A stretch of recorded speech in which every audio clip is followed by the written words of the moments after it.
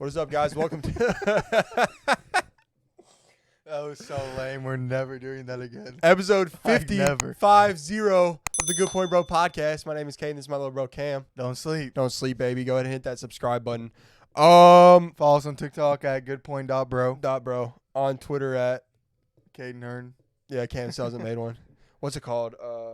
What did you say? Most importantly, follow us on TikTok. Most importantly, dude. Maybe we'll coin most importantly. We'll just say it all the time, and then we'll have shirts that say "Don't sleep" and most importantly. Sure. Yeah, let's do it. Inspiring young men Yep. to make things most important in their lives. Russell Wilson. Let's get right into that fiasco. Yeah. So Russell Wilson, apparently, in Seattle, right? Or did this in come out? Seattle, This right came out before now. he got traded. Okay, It came out now by The Athletic. He's denying the report. He's saying that's not true. It happened right before they departed and traded him. The Athletic reported it? No, they reported it now. They're saying that this happened in Right, but The Athletic is who 2022. reported it, though? correct. Okay. So, per The Athletic's reporting, Russell Wilson wanted Pete Carroll out right before he was traded from the Seahawks, which I think is absolutely blasphemy. And you know it who is he unreal. wanted the head coach to be, right? Right, Sean Sean Payton, Payton. who is now the head coach of the Broncos. Right. But what's ridiculous to me about that is, one, Russ was basically exposed this year, and two, Pete Carroll turned Geno Smith into a top 5 QB. So who looks top more five, like? but But the top best five in year the of his- NFC, top 5 in the yeah, NFC. the best year of his All career. right, we'll do that. Top five in the NFC. Yeah, which NFC sucks at quarterbacks. Yeah, who cares? They're trash. I mean, either- Dak Prescott's the second best quarterback in the NFC. No, Jared Think Goff. about that Jared for a Goff. second. Yeah. Jared Goff maybe, is the second. Maybe. I'm not ready to do that. Yeah, he had a good year. Think about that. The top 3 quarterbacks in the NFC: Jalen Hurts, Dak Prescott, and Jared Goff. That is horrible. Jared Goff is underrated. The NFC has got to get better quarterbacks. What's the NFC's identity? Honestly, is it just like hard-nosed? Defense, I guess, because they have the I think top it- 2 defenses in the NFL. Top 3, probably. Maybe because all they play is trash quarterbacks, though. You know what I mean? I think the NFC. Maybe. I think the 49ers were pretty successful in the AFC this year, but I can't remember. All right, let's talk about the Russell Wilson. But we're also going to talk about Daniel Jones, $145 million. I got something to say about that because if you're the Giants, man, don't do it. I think they're just going to Honestly. franchise tag him. It looks Yeah, like. that's what you. Yeah, That's what you should So do what with do a we guy get, like that. $25 million? And then they also have to pay Saquon this year too. But I think he'll Ooh. actually get paid though. Yeah, he'll get paid like $30 million a year, probably. Maybe. I don't know. It's so weird because these new gen running backs that can like also receive and whatever, like a Christian McCaffrey or Saquon, maybe even a Josh Jacobs in a couple years. It's going to be weird to see. It's going to be weird to see because with the Giants trying to pay Saquon, I don't know if you even pay running back. Think about the teams that made it far, right? So Eagles, not really a great running back. Actually, let's do it like this. The top running backs in the league, Nick Chubb, Browns didn't make the playoffs. Derrick Henry, Titans didn't make the playoffs. Josh Jacobs, Raiders didn't make the playoffs. Like the best running backs in the NFL don't make the playoffs. It's because the running back cannot carry an offense like a quarterback can. You gotta fix your offensive line first, 100%, because a running back's success is so dependent on their offensive line. Like the Eagles, that guy was a no-name. What was his name? You remember? For who? For the Eagles, the running back for the Eagles. This year? Yeah. I think it's Miles Sanders. Yeah, I mean he had a great year, but that was mostly contributed to his offensive line. Like if you put Miles Sanders on the Browns, he's gonna do absolutely nothing. Nobody's gonna even know his name. But because of his offensive line, he's relatively known and had a good year.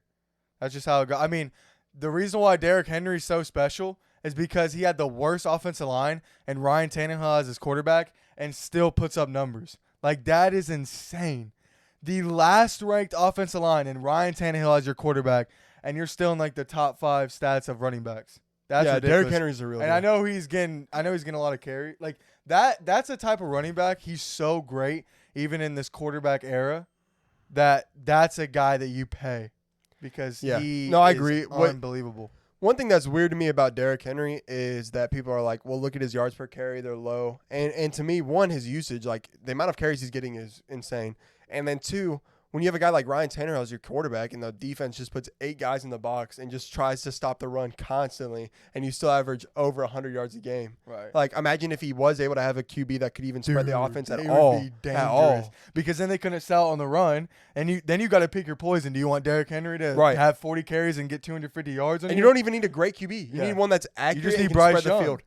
Bryce Young goes You on the need Titans. They're Super Bowl contender You need next year. 100%. a Bryce Young or a Tua. Yeah. Tua would be great in a I'd situation rather like have that. Bryce because No, I'm saying because Tua is like MO is like quick throws, like slants, inside the numbers. That would be perfect.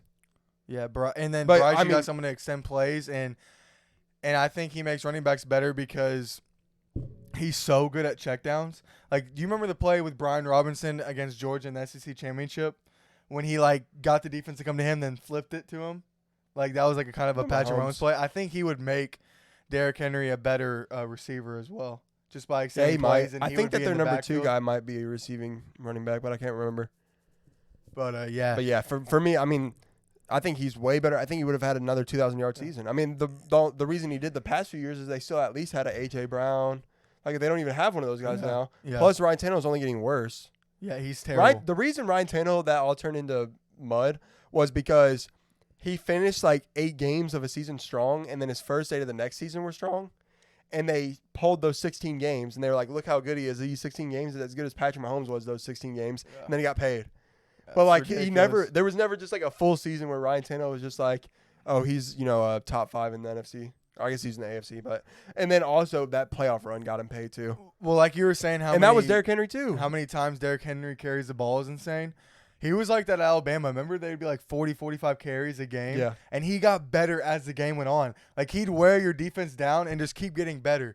No other running back in the league's like that, honestly.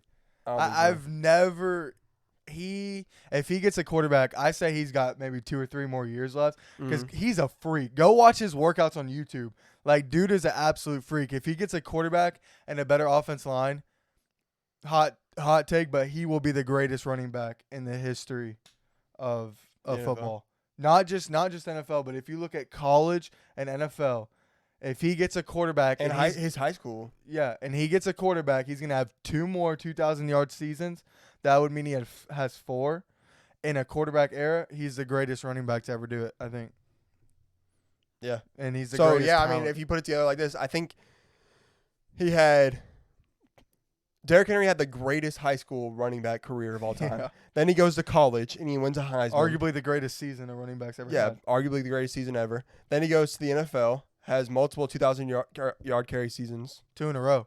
And I think only like 2 other running backs have done that. I think it was like Barry Sanders and maybe Walter Payton for the Bears. Yeah, no. So he's an elite company already. Yeah. I think overall NFL career, he'll probably never get there. Yeah, he won't have the years. But prime. So not even maybe prime, but he's not gonna have the greatest NFL career of all time. But to me, Derrick Henry might have the greatest just overall career starting from high school of a running back. That's my point. Okay, cool. Yeah, that's where I'm going. Confusing. That's where I'm going with that. Just with the success at Alabama, he's probably the last running back, definitely the last running back to carry somebody to a title or a non-quarterback to carry a team to a title. So he's just unbelievable. Which, I mean, have you ever looked at his high school stats? I've heard about it. It's just he had 12,000 career yards in high school. Can you imagine? 8.7 yards. You know, I love those memes. You'll see those memes on TikTok that's like, imagine you're a high school basketball player in 2002 and you're about to face LeBron and you're just in algebra. Imagine you're a defensive or you're a middle linebacker in like 2013 and you're about to go against Derrick Henry at 4 o'clock. Oh, for sure. That would be just terrifying, dude. Absolutely terrifying. So a senior Derrick Henry had 462 attempts in high school in one season. And he had 4,200 yards with 9.2 yards per carry. And he averaged 327 yards per game. Yeah. That is unreal. Yeah. Like, imagine. And he probably never played in fourth quarters, honestly. No, I think he played in Florida, which is also another thing that's crazy. A powerhouse of talent for football. I mean, my gosh, man. Yeah, so for me, look at that. He might end up with just the great. Yeah, that picture of him and Mark Ingram. Yeah, that is the most. That picture of him and Mark Ingram is all. Mark you need Ingram to know. looks like his kid. Which Mark Ingram had a very, very, very successcsul college and NFL career. Yeah. Oh yeah. And then you see Derrick Henry next to him, and he looks like a miniature. Mark person. Ingram's not a miniature person. He's 5'11", 210. No, he's a big. If you saw him in person, you'd be like, oh, that's a solid strong, dude. And Derrick Henry made him look like a toddler. That was just the craziest picture. Yeah, so a lot of love for Derrick Henry. I'm chilling, and as far as the NFL goes, we didn't really get into Russell Wilson. I got something to say about that. Yeah, go ahead. Russell Wilson is an idiot. You have Pete Carroll, who carried you to 2 Super Bowls, won you one. You go to Denver and get absolutely exposed. And now you're talking like you didn't even want him. You want Sean Payton. This dude turned Geno Smith out of all quarterbacks and, like you said, a top 5 quarterback in the NFC. And then you're over here saying you didn't want him. You want Sean Payton. Like, the coaches are important in the NFL. But honestly, like, a coach isn't going to fix everything. Like, obviously, you had some issues that Pete Carroll covered up. And the fact that this report came out, I hope it's not true. We don't know yet because Russell Wilson's denying it. But that dude's just a weird guy. I bet you it's true. I feel like Russell Wilson just kind of puts the blame on everybody else. Well, so for me, Russell Wilson is coming out per The Athletic and saying that he wished that he didn't have Pete Carroll towards the end of his time there. And then they traded him, kept Pete Carroll. And then Pete Carroll turns Geno Smith into a top 5 QB in the NFC. And takes him to the playoffs. And here's what's funny to me, right? So Tom Brady's in Tampa Bay, and he wins a title and proves that without Bill Belichick, he can still be elite, right? And he proves that maybe it was a lot more to do with him than Bill Belichick with his success on the Patriots. Then Russell Wilson leaves, and it's the exact opposite. Pete Carroll takes the Seahawks to the playoffs when they were like a 4-win projected team. Geno Smith turns into a top 5 QB in the NFC. Russell Wilson wins 4 games and almost has more interceptions than he had, like, I think, toilets in his house. Like, I mean, what the heck just happened? That's a clip. That's a clip. You did that way better than me. But yeah, Russell Wilson's a goofy guy, and respect for him. He claims to be a Christian, and that's really good. But he does lunges on the plane. He's a robot, bro. He was on the plane. He was on the plane to London doing lunges. You know how you meet people in the world and they just like act like cartoon characters almost? Like they just have no sense of reality. Yeah, I feel like Russell Wilson's that guy. Maybe, 100%. Bro. I feel like he's just so not relatable that these guys are like. I mean, and even the defense of Seattle talked about it.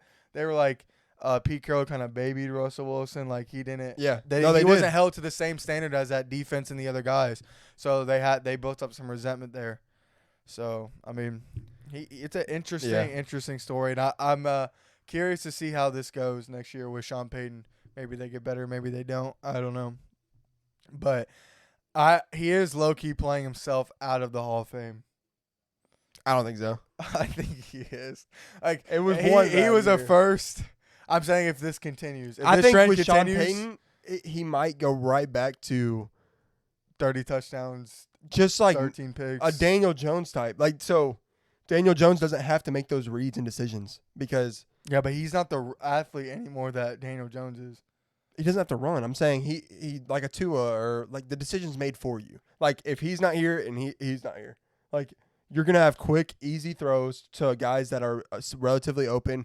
They have guys like Jerry Jeudy that are gonna have some like yards after catch. Hopefully their running game picks a little bit, and then obviously their defense with a good offense could be the best in the NFL. Well, I'm sad that shoot, I forgot what I was gonna say. You're sad about something. That's what you're gonna say. We were talking about Russell Wilson and Jerry Jeudy. No, I forgot. Patrick Surtain. No, yeah, that defense is stacked.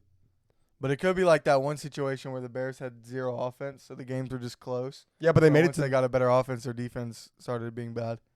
So well, that's because people like left and they got old. They traded that one. Like they were literally had a 2-year prime. Oh, this is what I was gonna say. Monsters I'm of the sad Midway. about Tua because he had such a great year, but the way he ended the year was so bad. I feel like it just tainted by not playing that this playoff whole game. season. Just a game against Green Bay.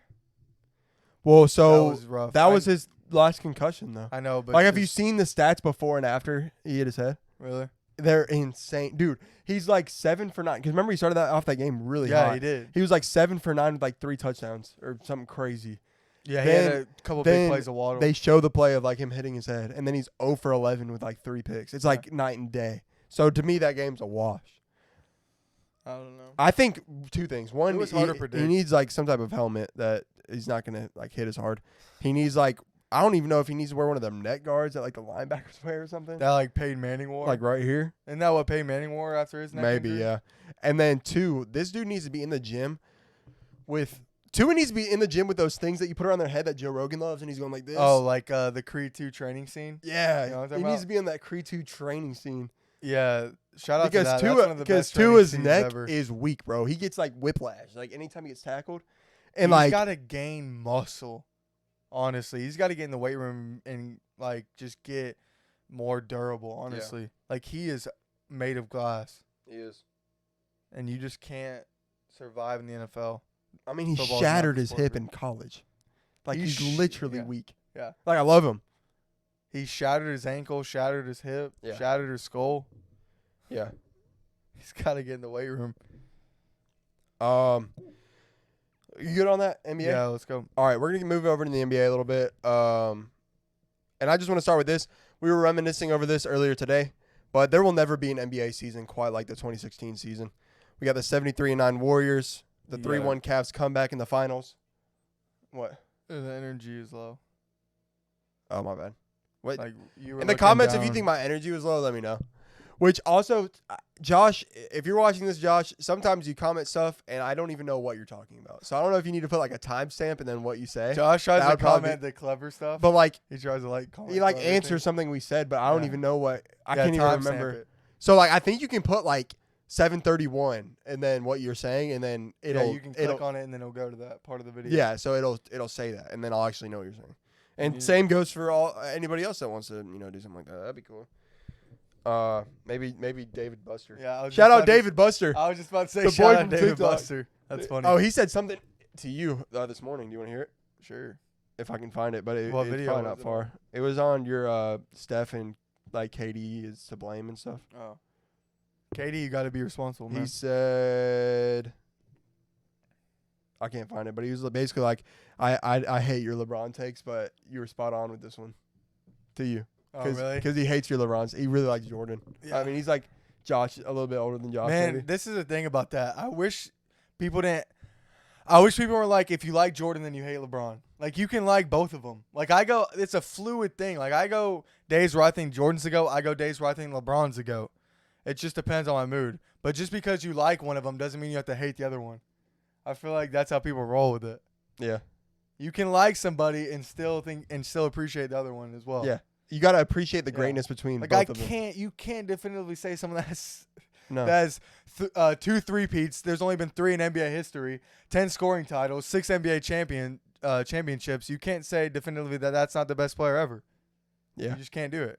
And I don't know if you can say LeBron is at least at the dinner table with Michael Jordan. It's them two and it's everybody else. Yeah. And if LeBron was another one, it's going to be tough. But I don't. Either the point is, like, you can watch two great guys, and you can think, wow, these guys are both great. I might give the edge to this one. Yeah. Without being like, Jordan's the GOAT. Milkshakes! And if you don't think Jordan's the GOAT, then why do you even watch Yeah. basketball? You've never watched a game all the way through in your life. Anyway, let's get back to it. Oh, my bad. What you doing? Oh, Jeff text you? Jeff's Cam's boss. Cam, you left poop on the toilets, Cam. All right. There's a big old doogie on the toilets, Cam. I licked it off. It was good. All right. Let's roll with the 2016. All right. There will never be another NBA. You're good, bro. You're good. There will never be another NBA. How the sausage is made. Fist bump. There will never be another NBA season quite like the 2016 season.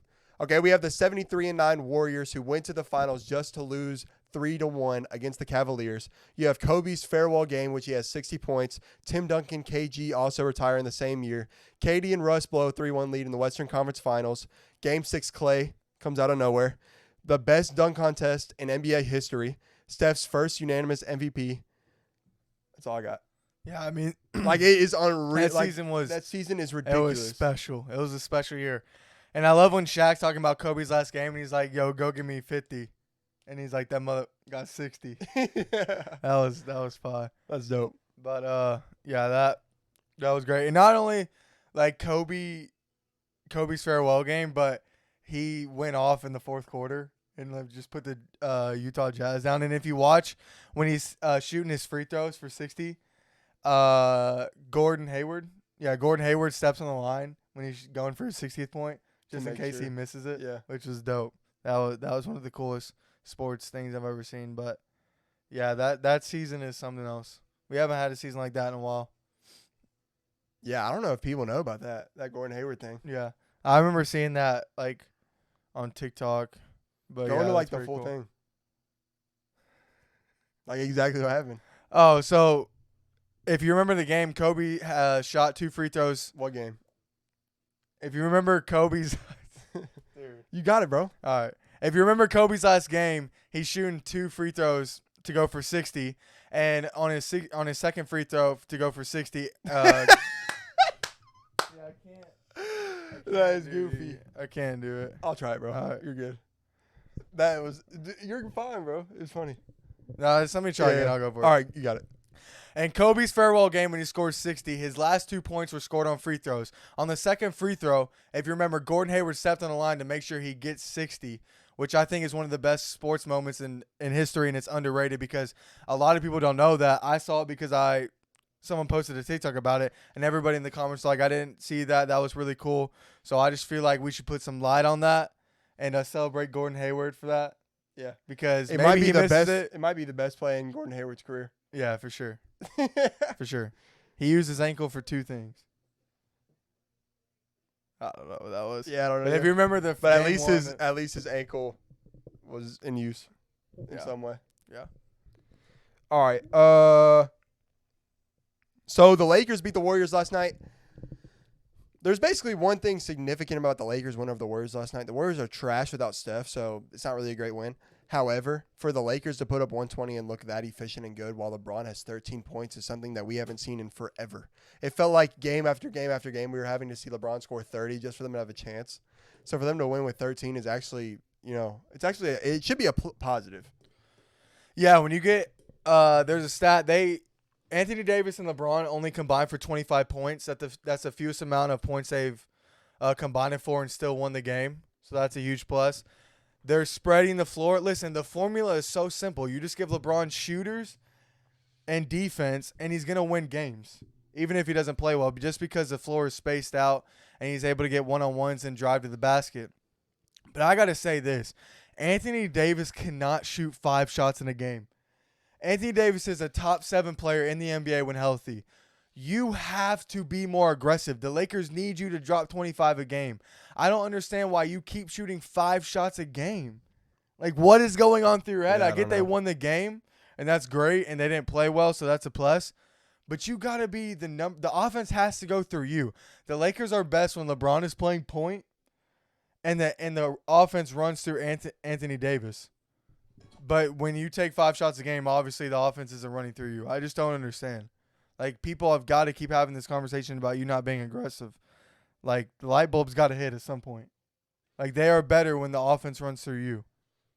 So yeah, I mean, that's what basically they were going to do after they won in the bubble, right? Is give. Yeah. AD was supposed to be the best player on the team, and it's never happened, and it probably never will. Because people thought it's going to happen. Kyrie's going to come in the offseason, and he's just going to be the best player on the team. And I'm saying Anthony Davis like AD will never end up being the best player on the team. And maybe it should be like that. Because when he wasn't the best player on the team, that was the Pelicans. He won 1 playoff series in 8 years. Yeah. So, and I know that's harsh, but it's the truth. Dude, why do people argue that LeBron's bad at defense constantly?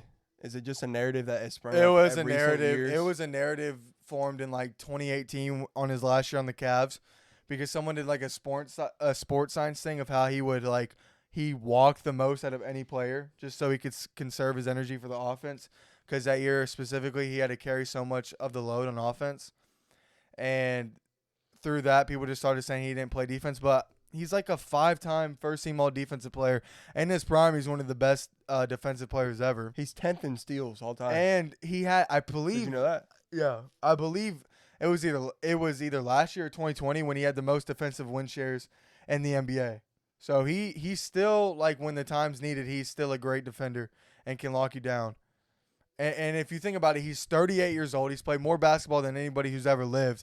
So what? He doesn't want to play as much defense. He still plays defense when it's needed, and that's what matters. And he's got to score 30 a game for the Lakers to be relevant. Hopefully that's not the case anymore, but that's what we've seen in the last 2 years. So, I mean, give the guy a break, honestly. Yeah. No, I agree. I had another thing on the NBA.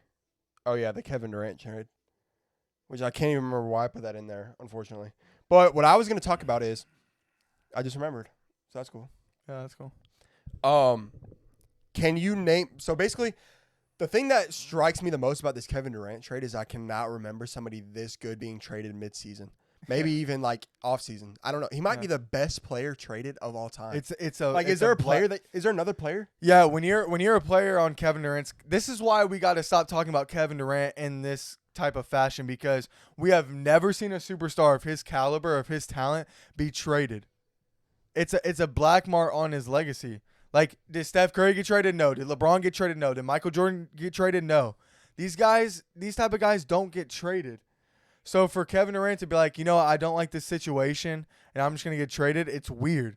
Like, usually those superstars, they want to take the burden on their shoulders. They want to carry these guys to the promised land. That's what it's all about.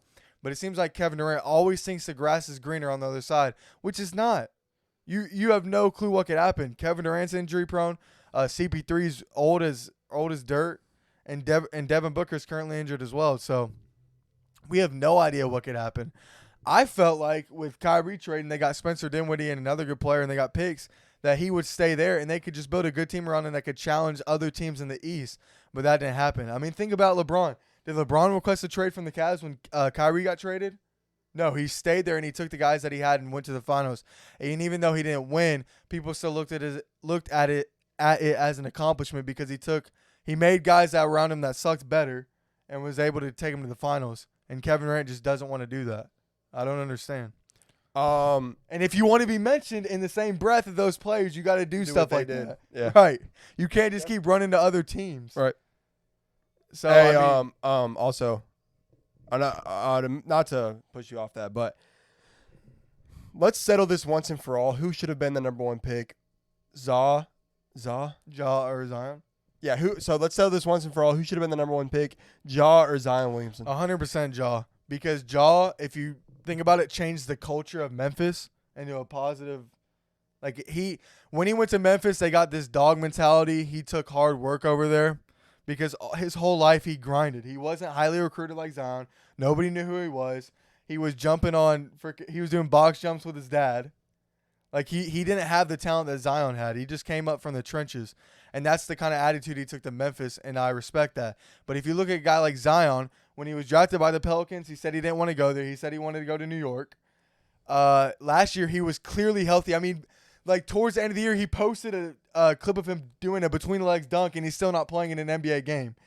That was the most slap in the face to an organization I've ever seen. And he's constantly injured. This is a problem with the NBA. I'm tired of injuries. When we went to New Orleans, guess what? He was injured. I don't want to see it anymore. I don't want to hear about you. Get healthy. Take this stuff seriously. I mean, you look at the history of the NBA. There has been athletic point guards that constantly get injured. Not with Ja. You see him on the court all the time. And you get someone like Zion I have tightness in my hamstring. Oh, my ankle's tweaked. Get on the floor. You do half the job is showing up. Show up to work, and you don't do that. So you're already out of the conversation because you don't even do the one thing you're supposed to do, and that's show up to work. So Zion, I don't respect him. He gained 50 pounds in the offseason eating Big Macs. I don't. He seems like he's delusional. He seems like he doesn't have good people around him. He seems like he has just yes men around him, and that's not a good thing. Brandon Ingram and CJ McCollum, they changed the Pelicans for the better. That's why they're starting to win games, not Zion. Zion hasn't done anything. And until I see Zion have some dog in him and start playing a full NBA season, he'll never touch Ja. So Ja should definitely be the number 1 pick in that draft. All right, guys. That's why I get so heated about this. When players don't play, fun. Yeah, it's fun. It's a problem, and I can't wait for when the players and the owners meet, because I believe that's this summer. Yeah, I cannot wait for the stipulations that the owners put on the players, because it's gonna be a lot. Like, when you got guys like Kawhi Leonard just not playing games, I can't, as a fan of the NBA, take it anymore. Well, it sucks when you drive. Problem. When you drive 11 hours to the nearest NBA team just to watch your favorite player play. And then not only does he not play, but the other second best player doesn't play both because it's a back-to-back, and we just don't want to play. Yeah, it's a spit in the face of fans. It's entitlement. the players show entitlement, and it's a big turnoff for fans. And Adam Silver says that he doesn't look at it as a problem, which is ridiculous. I mean, if David Stern was still in there, there's no way this would be happening. I mean, just imagine, like, Kobe Bryant just sitting just because he doesn't want to play. He would never do that. And he said, I'm playing for the guy, like you said, who drove 11 hours just to come see me for once in his life. And it seems like players are like, I don't care. Like, I feel like the guys that are around the NBA culture are not good. They treat these players like gods, and they think that everybody's there to serve them instead of them, like, having a good reputation serving other people. Right. So it's a culture problem, and I can't wait for the owners to crack down on that, or I hope that it happens. All right, guys, that's all for episode number 550. It's been a lot of fun. These last 50 episodes have been super fun for us. We really enjoy it. We're going to keep them going. We're on that road to 100 now, so we're halfway there. It's pretty cool, man. It's pretty cool. It's pretty fun. Yeah, appreciate all the support. Yeah, keep it coming. And by doing so, you can like, comment, and subscribe. Hit that subscribe button. That is how you can show support, most importantly. Also, you can find us on TikTok at goodpoint.bro. Most importantly, on Instagram at goodpointbro. Most importantly, and then as you guys know, on YouTube at the Good Point Bro podcast. Go ahead and check out our new second channel, Good Point Bro Picks, if you're into betting. That's run by your boy, Bossmaster Fresh, with, you know, the daily picks on how to make money, how to be a professional gambler. Sir. Yeah. All right, guys. It's been a lot of fun. We'll see you in the next one. All right. Episode 5-1 up next. Go ahead and watch 4-9 if you haven't yet. All right. Peace. See ya. That was solid, bro. That was fun.